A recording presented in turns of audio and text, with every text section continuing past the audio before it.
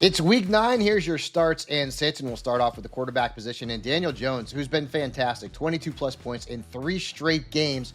He's got the Steelers this week, and you would think, well, that's not a good matchup. The opposite is true. They've allowed the second most points per game to quarterbacks, and 5 have beaten them for over 19 points. So start Daniel Jones and start Jared Goff. Typically he's a fantasy star at Ford Field. He's averaging over 20 points per game in his last 20 home starts. And you've also got to love the matchup against the Vikings. Why? Their defense has given up an average of nearly 25 fantasy points to quarterbacks in their last 2 games. I think Goff should put up a nice stat line in this potential barn burner.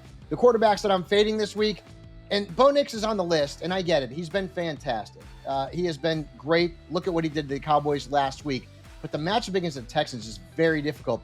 Just 2 quarterbacks have scored more than 13.6 points against them this year, and quarterbacks are averaging 10.5 points per game. That's a league low.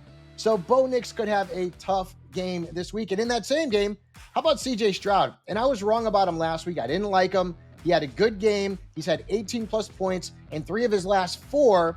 But Denver's defense is also very tough. They held Dak Prescott to just 6.6 points last week. And I know they won't have Patrick Surtain, but still, I think Stroud is probably better in Superflex leagues.